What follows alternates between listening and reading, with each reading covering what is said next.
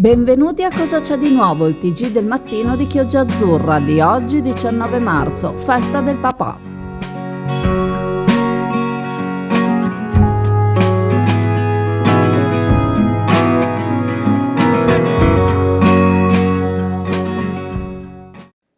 Martedì mattina alcuni passanti nel vedere la bandiera italiana a mezz'asta sullo stendardo del municipio hanno pensato che forse c'era la ricorrenza di qualche evento particolare, di qualche personaggio importante che fosse venuto a mancare.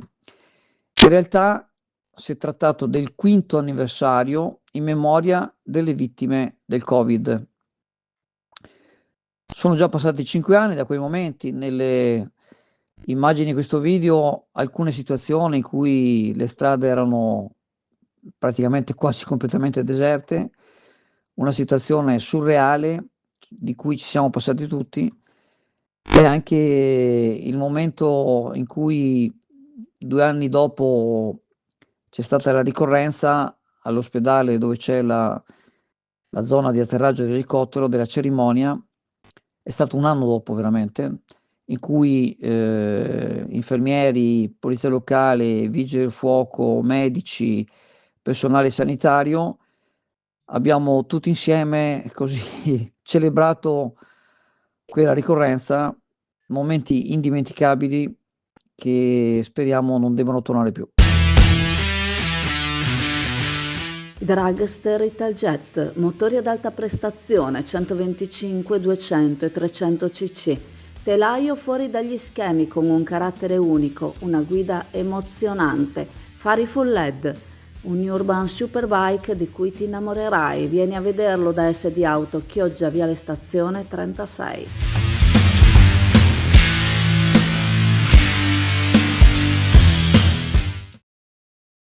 Il sindaco Armelao ne ha parlato nei giorni scorsi durante l'ultimo consiglio comunale, rendendo noto di aver inviato una lettera al ministro delle infrastrutture Salvini e per conoscenza al presidente dell'autorità della Laguna Rossetto, ricordando la necessità di rifinanziare la legge speciale anche per Chioggia. Il denaro che fino al 2024 arrivava grazie a tale legge, poco più di 5 milioni e mezzo annui, era necessario per la manutenzione dovuta al microclima. Con gli ultimi fondi giunti in virtù di tale legge sono stati realizzati numerosi interventi. Però la finanziaria del 2025 non contempla la legge speciale per Venezia e Chioggia. Armelao ha voluto rendere noto al ministro Salvini che alla nostra città servirebbero 82 milioni di euro che andrebbero spesi tra manutenzione, tutela del patrimonio e dell'ambiente e sviluppo. Ora si attendono le decisioni da parte del governo. Il sindaco ha voluto rendere noti alcuni stralci della lettera focalizzati sulla richiesta degli 82 milioni di euro per il prossimo triennio per, testualmente, opere fondamentali anche per lo sviluppo dell'economia e quindi per il miglioramento delle condizioni socio-economiche della città. Ci consola il pensiero che per sistemare la città, realizzando opere fondamentali, servano 82 milioni, per la cittadella dello sport ne servano invece 99.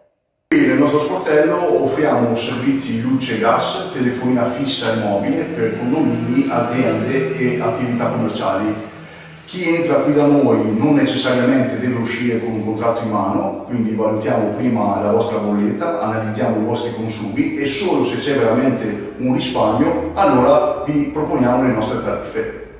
Da F Energia ci trovate tutti i giorni, da lunedì al venerdì 8:30 12:30, 14:30 18:30, in Viale Mediterraneo 135 a Sottomarina e il sabato anche su appuntamento. La Bissona Rezzonico, antica imbarcazione veneziana da parata che, vogata da 8 rematori in costume, fastosamente addobbata con sculture in tagli dorati secondo un tema allegorico, Partecipa alle sfilate e ai cortei è stata varata negli ultimi giorni dai cantieri comunali di Malamocco dopo un intervento di restauro. Rossa a Prue è decorata con lo stemma della famiglia Rezzonico tra decorazioni floreali e festoni in stile barocco. L'opera di restauro è stata eseguita dalla restauratrice Giorgia Busetto e dal suo team specializzato in conservazione e restauro dei beni culturali. Ha interessato gli ornati, lo stemma e i decori. Sono state inoltre integrate le decorazioni mancanti, mentre l'opera del cantiere comunale è consistita in un intervento sul fondo, sui fianchi, sull'ossatura e sulla coperta della Bissona.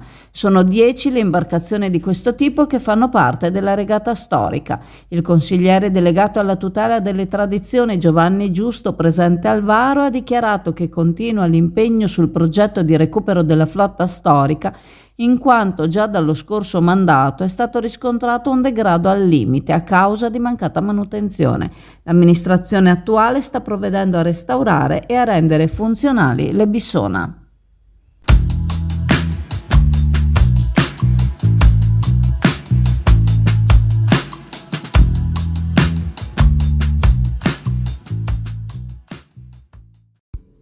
Sono stati approvati all'unanimità 3 emendamenti della capogruppo del Movimento 5 Stelle Erika Baldin nel nuovo piano energetico regionale Veneto, riguardanti il cambio dei motori nautici nella laguna di Venezia, che devono essere aggiornati in base alle nuove normative come quelli che vanno su strada, la possibilità di ricavare energia anche dalle onde del mare, come accade anche altrove, e infine il no ribadito a ogni ipotesi di centrale nucleare lungo la conterminazione lagunare. Conferma questa che l'ha resa particolarmente soddisfatta.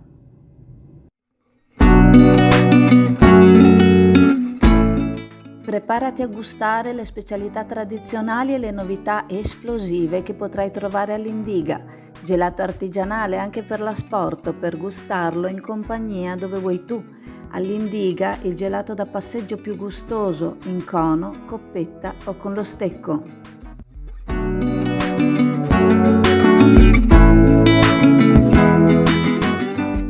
All'Auditorium M9 di Mestre ieri pomeriggio è stata ospitata la 4ª edizione di Storie di Donne, un incontro tra le iniziative di Marzo Donna organizzato dal Club Sor Optimist International d'Italia di Venezia Mestre. Sono state 3 le relatrici a raccontare dal palco i motivi che hanno guidato le loro scelte: l'attrice e regista teatrale Alberta Toninato, l'ingegnere Luana Scarpa e la direttrice dell'M9 Museo del Novecento Serena Bertolucci. Per l'amministrazione è intervenuta la Presidente del Consiglio Ermelinda Damiano, che ha ricordato le innumerevoli iniziative che si stanno tenendo nel territorio nel mese di marzo, sia per mettere in luce l'universo femminile e le sue conquiste, che per sensibilizzare contro la violenza di genere. La Damiano ha voluto sottolineare che la mancanza di indipendenza può essere alla base di alcune forme di violenza, mentre il lavoro e la possibilità di essere autonome possono aiutare ad arginare tale fenomeno, anche se purtroppo non sembra che la realtà rispecchi quest'idea. Protecta, scelta sempre da più famiglie e imprese per proteggere la propria casa e la propria attività dai furti e per vivere con maggior serenità. Tecnologie avanzate, monitoraggio professionale ed esperti pronti a intervenire in qualsiasi momento. Solo 60 secondi dalla verifica dell'intrusione all'invio delle forze dell'ordine. Contatta Protecta per un consulto adatto alle tue esigenze. 800 778 779. Affidati a Protecta, sempre al tuo fianco. Le giornate del tartufo a Porto Viro hanno riscosso un grande successo, complice anche la location, la pineta di San Giusto, dove si sono svolte le gare principali di cerca e di riporto del tartufo del Delta, alle quali è poi seguita la degustazione. Complice anche il bel tempo che ha invogliato in molti a partecipare anche da fuori regione, accompagnati dal proprio cane da tartufo. Quasi 80 i cani in gara che si sono cimentati prima in prove e poi nelle competizioni vere e proprie.